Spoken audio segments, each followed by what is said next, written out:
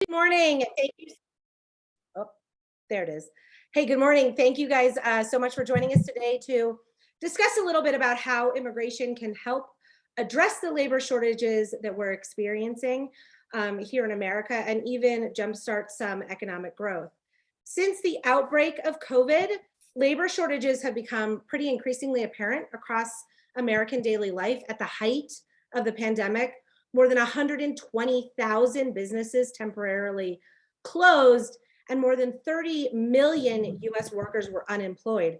Since then, job openings have steadily increased while unemployment has slowly declined. Now, nearly every restaurant and store has a posted help wanted placard alongside notices of either reduced hours or interrupted services due to employee shortages, and shipping delays due to unforeseen circumstances have become the norm. Just this morning, I read that IKEA is even hiking their prices by up to 80% because its business model is under considerable strain without employees. Which brings me to our conversation today, where we're going to tackle what these workforce shortages mean to Americans, especially in the healthcare space, and on how the Department of Labor can act today to expand the availability of crucial foreign talent, even in the absence of legislative action, which we know is difficult, simply by updating the so-called Schedule A designations for positions that employers are finding particularly difficult to fill with American workers. So lofty goals to be sure, but thankfully we have a lot of experts in the space with us to talk about some of these issues today. So a quick round of introductions before we jump in. I'm Christy DePena. I'm the Vice President of Policy and the Director of Immigration at the Niskanen Center in Washington, D.C., and I'll be moderating our discussion. I'm thrilled to be joined by Ann Tumlinson, the CEO of ATI Advisory and one of the leading experts on aging and disability policy, John Basilisi, the Vice President of Immigration Policy at the U.S. Chamber of Commerce, and last but of course not least, Niskanen's resident immigration economist, Cecilia Esterline. So welcome, guys. It's great to have you here. At the start of the webinar today, Cecilia is going to kick it off by providing a synopsis of the most recent paper that she published for the Niskanen Center on the case for updating Schedule A and what that means. And then I will kick off a discussion with our experts.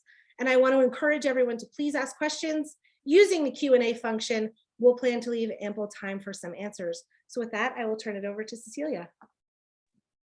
Thank you, Christy, for that kind introduction, and to all the panelists and attendees for joining us today. As she mentioned, I have released the paper, The Case for Updating Schedule A, and I am sure that many of you may be asking, what even is Schedule A? So today I'm just going to cover a bit of what Schedule A is and what I've kind of asked for in my paper and why we need to update it. So the labor certification process that the Department of Labor uses today is actually based on some legislative reforms that were made in 1965 to the original Immigration and Nationality Act. And these reforms establish criteria to provide permanent visas or green cards to, as the statute reads, qualified immigrants who are capable of performing specified skilled or unskilled labor, not of a temporary or seasonal nature, for which a shortage of employable and willing person exists in the United States. So that's the statute, but the regulations then later defined how specifically the Department of Labor would actually determine which occupations would or would not qualify for those visas. And in those regulations, they also established Schedule A. So Schedule A is actually a list of designated occupations for which the Department of Labor has already declared there to be an insufficient number of U.S. workers, and they've already determined that the employment of immigrants in those fields would not adversely affect the wages or the working conditions of similarly situated U.S.-based employees.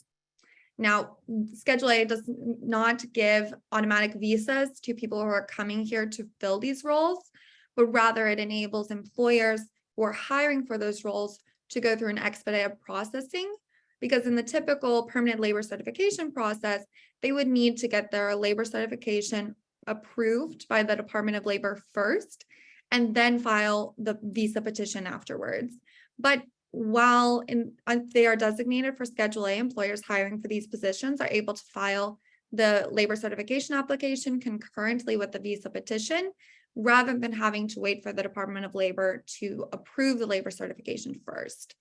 And all of the petitions are still evaluated to make sure that they meet the original requirements. But by consolidating that process, they're able to rely on what the Department of Labor has already defined as meeting their labor market analysis requirements. And then they're able to save these employers generally at least 6 months of time by reducing the advanced recruitment and the processing requirements that they would have. So when that list was created, the regulations also gave the labor secretary the discretionary authority to amend that list at any time with their own initiative. And so over time, the occupations that have been on that list have changed, with occupations being added or removed as necessary. But in reality, the last substantive change to the list was in 1991, over 30 years ago. So the list currently only includes nurses, physical therapists, and immigrants of exceptional ability. But of course, our labor market and its needs have changed rather significantly over the past 30 years, and especially in the last few years. As Christy mentioned, we have all probably felt the effects of labor shortages in our own lives. And when we quantify that, we see that since July 2021, the US has consistently been above this historic milestone of over 10 million job openings every month. And that is a record that we had never hit previously. So right now, even if every unemployed worker in the United States was able to fill one of those roles because they met the location requirements, they had the right interests, they had the right skills, and that's maybe a hypothetical, which is not necessarily reflective of the current reality. But even in that ideal situation, we would still have over 4 million unfilled jobs. So in my paper, I urge the Department of Labor to update Schedule A so that it is reflective of the current reality and reflective of the current needs in the American labor market. And ultimately, the methodology to determine which occupations they actually decide to put on Schedule A, that will be at the discretion of Secretary Walsh and the administration. But I did conduct some analysis on the types of jobs the Department of Labor has already been repeatedly approving as meeting the labor market shortage standards over the past several years. And to do so, I totaled the approved permanent labor certifications from the past 5 fiscal years.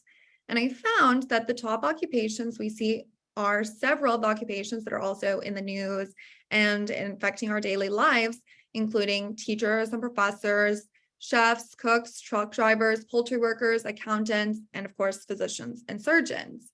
And these are also jobs that are on the Bureau of Labor Statistics list of the top 20 occupations expected to have the most new job openings over the next several years. And these are already occupations in which the certifications for their need for foreign labor has already been approved time and time again, showing that they do not have qualified and willing US workers. And for these positions and others in which employers are clamoring for labor and we are experiencing these devastating shortages, employers are repeatedly turning to immigration to meet the needs that they are unable to meet domestically. And we see this because both temporary and permanent employment-based visa petitions are up over 35% compared to pre-pandemic times. And as significant as competition is for domestic labor, and we're seeing about 2 job openings per unemployed person, employers are repeatedly competing also for a limited number of visas available to them. So updating Schedule A is not going to instantly eliminate all of these kinds of backlogs and processing delays, and cannot be a one-stop shop for totally eliminating all labor shortages. But it can provide some level of relief to the current situation, especially as we are already seeing that visa processing times are taking significantly longer in and of themselves. So I'm sure the other panelists will mention similar things today, but the severity of labor shortages we currently face are already impacting many facets of Americans' daily lives. This is like wait times at the restaurant or at a hospital, canceled flights or lost baggage, not to mention labor shortages' role in inflation that are a huge political concern for the American public. But in this case, taking affirmative action like updating Schedule A could be a hugely important step and is something that could be done without legislative action and still is able to provide a significant benefit to hiring employers and to the American labor market that obviously needs so many of the employees that we mentioned previously. And with that, I will kind of pass it back to Christy, but I'm happy to answer any questions anyone may have or to provide additional details on why it's so important that they update this to reflect the current reality and that they, of course, consider including some of the occupations that I mentioned previously. Thank you. Thank you, Cecilia. There's a lot of information packed into those quick minutes, but one of the things that I want to call out in your paper that I think is especially remarkable is that quote that you said, if every unemployed American's qualifications, aspirations, and location perfectly aligned with current job openings, we would still have over 4 million positions vacant. So this to me is sort of unquestionably highlighting the reality that Americans are sort of feeling, even if they don't know that data. Whether it's, small business owners trying to find employees, inflation concerns, which are very real these days, or challenges in finding healthcare providers, these issues seem like they are very top of mind, even though some of these labor shortages have existed for many years at this point. So to kick off our discussion, I'm going to turn it to you, John. What are you hearing from businesses across America about why and how this kind of moment feels different? And do you see this as a short-term issue or kind of a longer-term problem that needs kind of a longer-term solution? Well, Christy, before I get into that answering that question, I want to thank you and Ms. Gannon for inviting me to participate in today's panel. In terms of what companies have been telling me, this is something, whether it's high skilled or low skilled, it is a situation where they've had these troubles prior to the pandemic. And I think, Cecilia talks about Schedule A haven't been updated since 1991. You look at the rest of the immigration system, particularly the categories that employers use, they haven't been updated since 1990. Because of that, we're sitting here operating with a system that was designed for an economy that, ran on Rolodexes and fax machines. We now have smartphones and the internet, and the economy has grown substantially since then.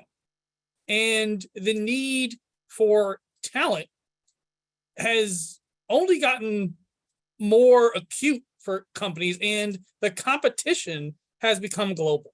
So companies, across a host of industries, need to really think about how are we actually going to meet our workforce needs moving forward. Now, this is something that, I looked through Cecilia's work, and it's a great paper. I think some industries that are also experiencing the same things, and it may not be in the top 20 in terms of perm applications, but if you look at their temporary workforce needs, manufacturers of all sorts, we can think of semiconductors, we can think of automobiles, people that build planes, you name it. Those companies are having a very tough time trying to find the talent that they need. You can also look to other industries, and Cecilia brought up trucking. That's something that we've heard quite a bit from our members that are in the trucking industry. They care an awful lot about the need to, how are we going to find the people that are going to ship things from point A to point B, not just now, but 5, 10, 15 years from now. Another industry that's where this is huge is construction. And you look at just this moment in time where oil production's down. There are many companies that want to build new offshore natural gas facilities, extraction facilities, and they can't do it without the workers. And without that, at some point, we're going to have to, figure out how we're going to produce more oil domestically and more natural gas domestically, because we're going to need energy. And, it's different in the sense that, to get to your point, is how is it different now? I'd say when I first started the chamber roughly 8 years ago, you had your distinct industries that needed attention in the immigration system. They're like, this is important to us for X, Y, and Z reasons. I'm now hearing it from everybody. That's how things are different. Yeah, I think that's true. And I think you pointed out a really interesting piece about, none of our immigration system has really been updated for the better part of close to 40 years now. And we are, of course, seeing some of those impacts across the spectrum. And I'll point out too, the Chamber has a fantastic resource called America Works series that talks about some of these labor shortages and really dives into some of the details of the industries that John is highlighting. But one of the areas that I want to kind of turn to, because I feel like this has both been a shortage that has existed for a long time, but is also sort of ballooning in this moment, is in the healthcare space. So the current physician shortage today is expected to balloon to 124,000 physicians within the next 12 years. But I would argue, based on some of the data that's coming in, and Anne, I hope to hear from you on this, rural areas are already experiencing pretty significant negative impacts of limited physician access. But it's not just physicians, right? We're talking about access to a whole host of sort of adjacent industries like elder care, like home health care, all of the kind of balloon healthcare adjacent industries that we think about. So Anne, I want to turn the conversation to you to get a bigger picture look about where some of these workforce shortages are impacting the care of patients and how you anticipate some of these needs growing and changing, particularly as it relates to caring for our growing aging population in America. Yeah, no, thank you. And thanks so much I'm just thrilled you all are doing this work and applaud you for hosting the webinar, and I really appreciate being invited to participate. I would say that a few things, we are seeing, as you say, the workforce has always been a critical issue in the delivery of healthcare, right? The vast majority of the costs in the healthcare delivery system, well, they're really twofold, right? There's the labor, and then there's the infrastructure. Those two, they're like physical infrastructure, capital, labor. And those two things, have both, I would say, been challenged and stressed way beyond what we would have expected, in the absence of the pandemic. So the pandemic kind of took what were already strains and applied just an enormous amount of pressure to them and created kind of this perfect storm, if you will, between those two kind of cost centers in healthcare. And what I mean by that is, like, first and foremost, we have seen physicians, nurses, and the sort of what I call the direct care workforce, the certified nursing assistants, the direct care workers who do the hands-on day-to-day care for, older adults in healthcare settings and at home, that those three buckets they've all experienced significant burnout as a result of the stress of the working environment and the pandemic, the risk of infection. There are so many things that have made what is a hard job even harder. And it creates this downward cycle, because what happens is when those workers leave the workforce, those who are remaining face even more significant pressure and stress. And so it's this downward cycle. Then kind of like on top of that, so we have that burnout, there are, the workforce shortages in other industries have also compounded this, because they've created, better paying jobs in other sectors. And we've had this sort of burgeoning kind of agency model for staffing, where, essentially much of the staffing needs of healthcare institutions are having to be outsourced to agencies who can then charge a lot of money. And, you know, if you talk to healthcare organizations, they believe it to be predatory. If you talk to the organizations that are doing the staffing, they believe it to be, you know, sort of an appropriate market response to what is a scarce and important resource in the healthcare delivery system. So, you know, I think all of those things are coming together. And I think the sort of the infrastructure issue is that, you know, we have a lot of money tied up in capital costs in the healthcare delivery system. I mean, hospitals and health systems have been borrowing money and building and building and building and trying to diversify their revenue streams for a very long time. Now, suddenly, they can't bill payers if they don't have workers to meet the demand. And so now there's this sort of like, you know, there's all of this stress on those organizations because they're going to have to be able to, you know, can they meet the debt obligations that they're under?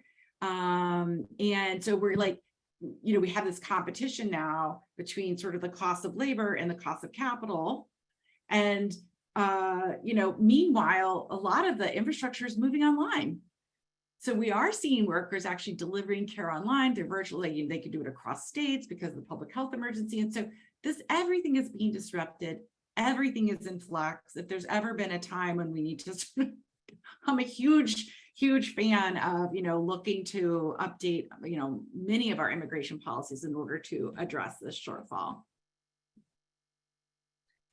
Yes, and I think Ann, you're hitting on something that is so important here, is that, you know, once you kind of dive into some of the details, you can really see how these labor shortages are not just impacting, you know, like Cecilia was saying, the how quickly your table gets bussed at a restaurant, but it really is about responding to some of these infrastructure needs. And, you know, one of the things that I keep coming back to is this idea about kind of chaos. If everybody is scrambling for these resources, and as John correctly pointed out, even the world is now competing for a lot of these labor resources, because America isn't in its own little bubble here. There are a lot of other countries who are trying to draw in a lot of talent. Mm-hmm. Businesses don't thrive in chaos. So there is, you know, this enormous economic impact just to the bottom line, you know, here in America and across the world. I just read a report going back to the healthcare component from Enber that found that because immigrants represent nearly 24% of long-term care workers and 28% of direct care workers, US seniors are more likely to live independently if they live in an area with more immigrants, which is a fascinating statistic. Right. So we all see these issues, Cecilia.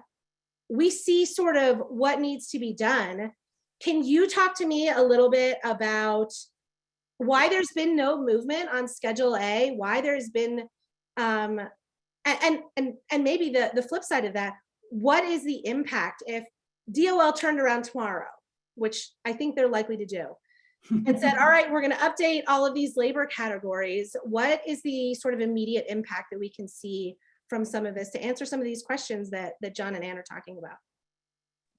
Sure, thank you. And it is interesting to see the kind of impact that something like this could have. But I will echo what Ann said about it's not just about one particular immigration policy, because in reality, the impact of Schedule A modernization, even if it happened tomorrow, really depends. And quantifying how many jobs that would create and how quickly it would happen, even if it were done tomorrow, really depends on which roles they choose to include. But also, is any action taken to eliminate the current backlog that there's like 172,000 individuals who have been approved yet are waiting in this employment-based visa backlog? So it could absolutely rapidly affect the procedural requirements that employers are facing, who are trying to fill these permanent shortages. And it would allow them to file the I-140, the petition for a permanent employment visa, much sooner than the current process. But the green card processing time that follows that would be so largely dependent on the employee's country of origin right now. So the extent to which it can really affect the current shortages depends on what kind of actions are taken by the administration and even Congress potentially. So if there's 140,000 employment-based visas being issued every year, an updated Schedule A could potentially provide strategic advantages to employers who are hiring for roles that are experiencing these kinds of shortages that the Department of Labor has deemed to be so important that they need to be on the Schedule A list. And those 140,000 visas could be utilized most efficiently by the fields that need them most. But the speed at which they can do that depends on which roles are chosen, where the employees are coming from, and whether or not any action is really taken to address the backlog in tandem. So it has a lot of potential, but it also depends on the kind of process that they decide to go through in order to choose the roles and what else they might do at the same time. And we know that Congress has been reluctant for many decades to mess with any of those numbers at all. We've been at the 140,000 cap for many, many years, since 1990. Is that right, John? So what are you hearing, John, from some of the businesses that you're working with that are saying, we need these workers, we keep telling our members we need these workers, and we're experiencing all of these really negative economic impacts at a time when the US economy is arguably not doing that well, and there's some real fear about whether or not and how the US is going to bounce back from the pandemic. Well, there's a lot to unpack there, Christy. I would say, in terms of the impact that a Schedule A update would have, setting aside the tangible impact of all right, who's going to benefit from this? I think it would send a great market signal that the administration is going to get serious about actually meeting these workforce challenges, because they contribute to the supply chain problems you have. You have less people to produce whatever good or service it is that your company provides to its clients. Having less people means, you're going to be those deadlines that you set in the contract. Well, maybe we're going to blow through them and we're going to be 3 or 4 months late. There's costs to that. The same thing could be said for, the price of what you are trying to deliver. You have less people to produce it. You're asking your workers to do more, and you're not providing them more resources to do more with. Well, guess what? Prices go up. Mm-hmm. So you look at it from that regard, I think it could show that, hey, Labor Department, State Department, DHS, they all need to work together to help facilitate the lawful entry of people that are desperately needed by various companies across the country. Now, what people are hearing from their members of Congress is that if I'm understanding your question correctly, they're getting more of the same, unfortunately. And I know I'm usually the bearer of bad news. And in this case, I don't relish being that guy today. But it's just one of those things where it's not as if the political environment that we're dealing with right now, Republicans are focused on the border. The Democrats are, they're willing to do certain things. They're not willing to go certain places. There's just a massive chasm between where the leadership of both parties are currently. And, I would like to think that there's going to be some sort of action forcing event in the not too distant future that would bring them together. And to me, the border is one of those issues. I think dealing with DACA recipients and the ongoing litigation that is impacting them could be potential opportunity for, lack of a better term, détente between Republicans and Democrats when it comes to immigration. But looking at where that court case is today, how it's been remanded back to the district court, to me, the timeline that a lot of people were thinking, all right, if DACA is going to be going the way of old Yeller, it'll come sooner rather than later. Well, the current posture of the court, the litigation, I should say, it's going to take a little bit longer because it's going to go back to the district court, and then it'll probably go back to the Fifth Circuit, and then eventually get heard by the Supreme Court at some point. But to me, it's not as if these border problems are going away. Right. You had the most crossings in the past fiscal year ever in a given year. Right. That's a crisis, and that's something that needs to be dealt with. And it's something that should be able to get some sort of bipartisan support for things to address this. But you know, we're a few weeks away from Election Day, so that's not happening between now and November. Right. And we know Congress has sort of been at a standstill on immigration for a long, long time. And we're obviously seeing the impacts of it. But we also know that so many of the folks that are coming in, and are especially coming to the southern border, won't qualify for asylum, but they are very much seeking economic opportunity in America that would seem to sort of the average person matches the economic need in the United States. And I think that's sort of been a little bit more clear for Americans. I think one of the fuzzier pieces has been the connection or the overlap between healthcare and immigration in the past. But I think that relationship is kind of becoming more clear. So, Anne, my question for you is kind of, given this clarity on the long history that we now know that we've had between employing immigrants in, caretaker roles, how immigration plays an important piece in healthcare at large, and there's this growing recognition that we need labor, we need increasing immigrant labor. Is this becoming more top of mind for, healthcare facility administrators, for the healthcare field at large? Is this something that they want to engage in more? You know what? So that's a really good question. I think the answer is yes. So I will say, if you look at, any of the trade associations in DC that represent the workforce. So the American Hospital Association being kind of like a really important stakeholder in all of this, representing, the major hospitals and health systems around the country. I mean, their policy positions state clearly that, they see immigration and, sort of the pathways to bringing a kind of a global workforce into these jobs to be one of the kind of critical solutions to the crisis that we're in today. Having said that, I think it's, what probably isn't happening as much as it needs to is for local hospital and health system leaders to be connecting the dots for the communities that they serve about about sort of the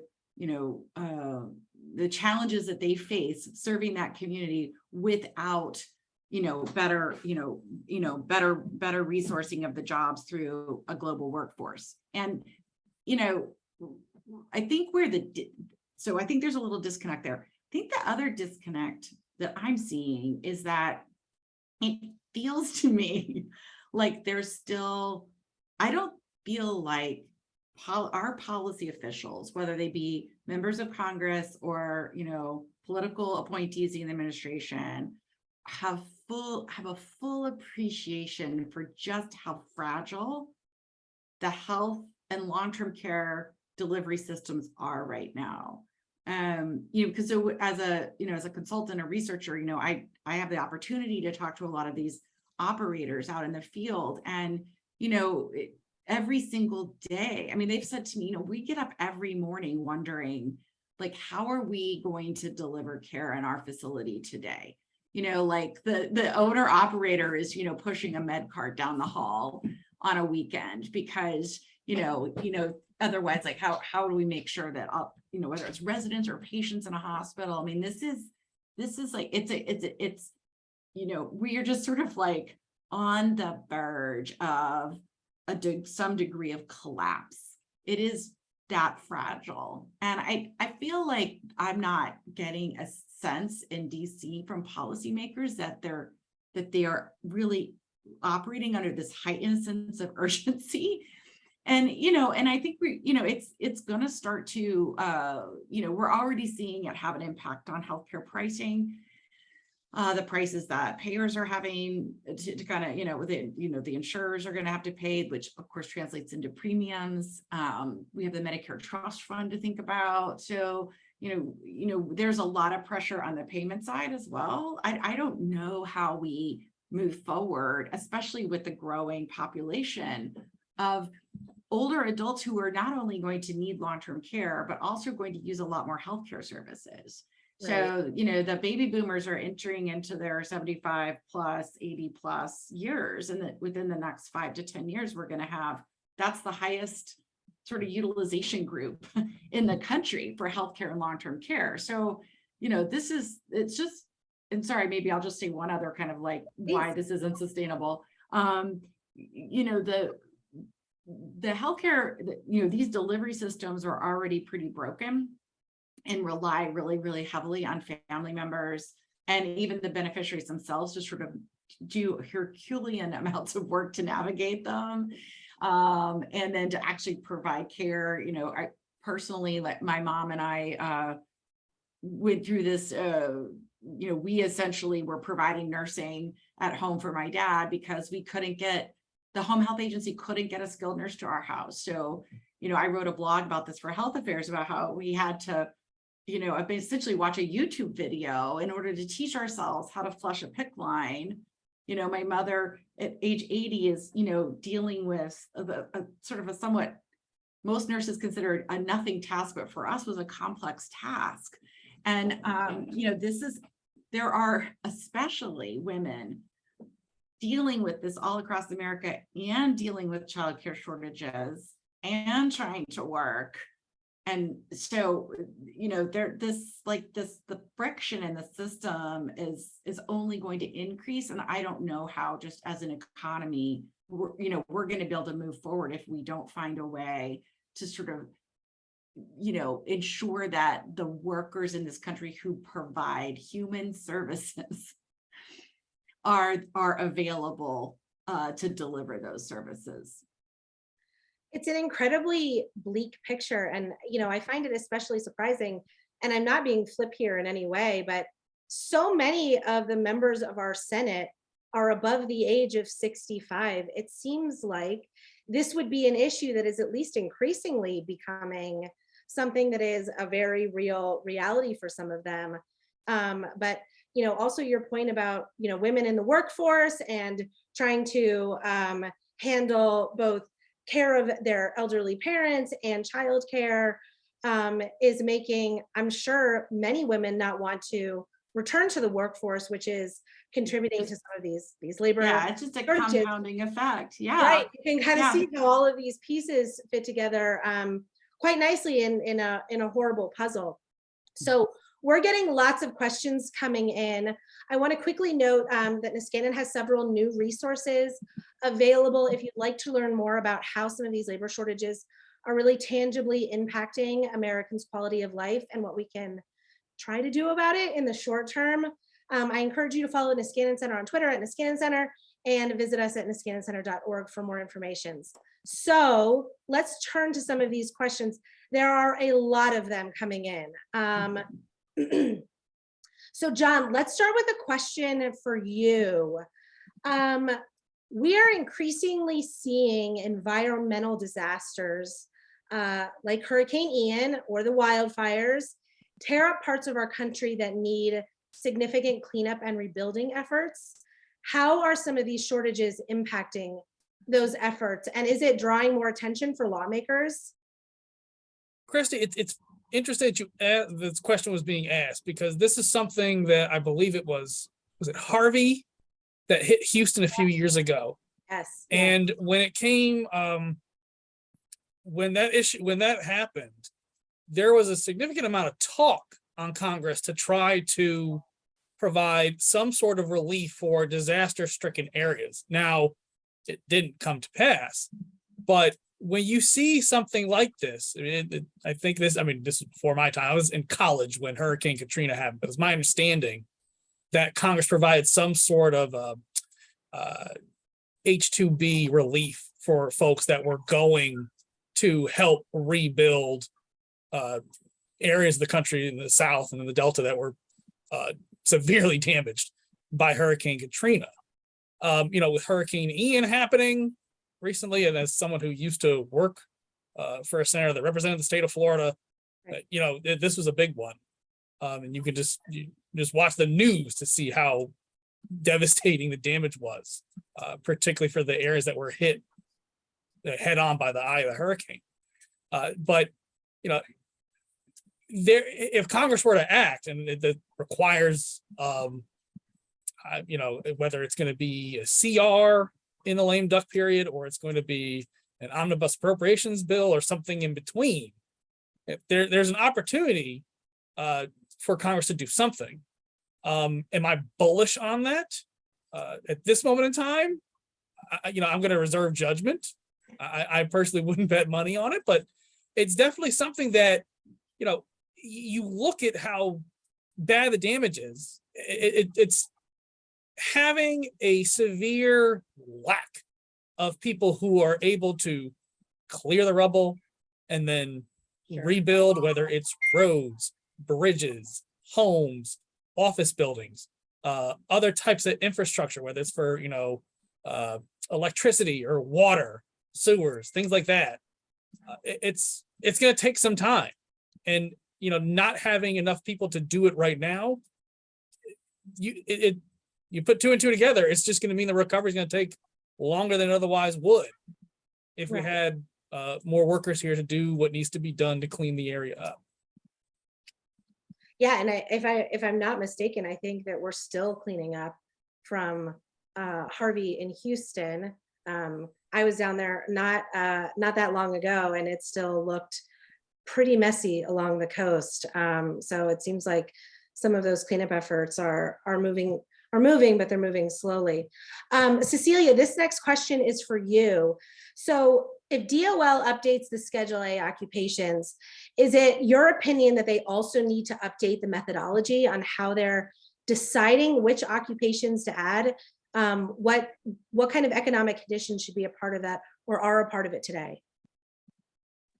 Sure. So in actuality, the criteria that originally established Schedule A as a designated list of occupations, it only said that there needed to be a shortage of qualified and willing US-based workers, and also to define that the employment of immigrants wouldn't harm the wages or working conditions of US-based employers who are already in that.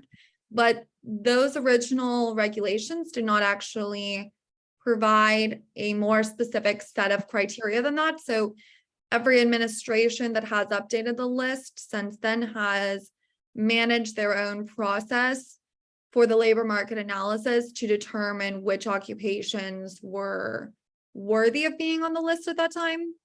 And over time, the criteria that they've used to base that off of has been things like the unemployment rate in the occupational groups that they're looking at. They've looked at the required training time that it would take to get someone a replacement into that industry. They've looked at the numbers of previous permanent labor certifications approved, like I discussed in my research. And they've also looked at like growth and decline rates predicted by the Bureau of Labor Statistics for those occupations to see like what the future of that occupation may look like, because it is a permanent visa solution rather than a temporary one. And there was one point in the 80s, I believe, that the Department of Labor was actually attempting to design a pilot program to automatically select or deselect occupations for the designation based on some of those criteria that I mentioned. But that was later abandoned in the 90s because the list was no longer being updated anyway.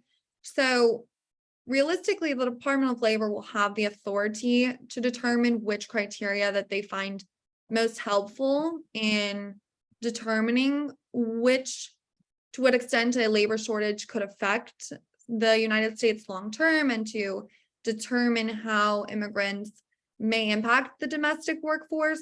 But for me particularly, I would encourage them to look particularly at those roles that they have already approved so many times before, and to consider including them again in the Schedule A list if they are able to meet that criteria. That's super helpful, Cecilia. There are a lot more questions, but unfortunately, we have run up on time. So I want to extend a huge thanks to our audience, and of course, John and Cecilia for participating in today's discussion. This was a criminally insufficient amount of time to dive into some of these issues. But the Niskanen Center and I believe John and Ann are open to continuing these discussions and answering some of the other questions that came in through the Q&A today. I encourage you to reach out to our speakers and of course to visit Niskanen Center for any additional information. Thank you all for joining today. We really appreciate it. Thank you for having me, Christy. Thank you, Christy.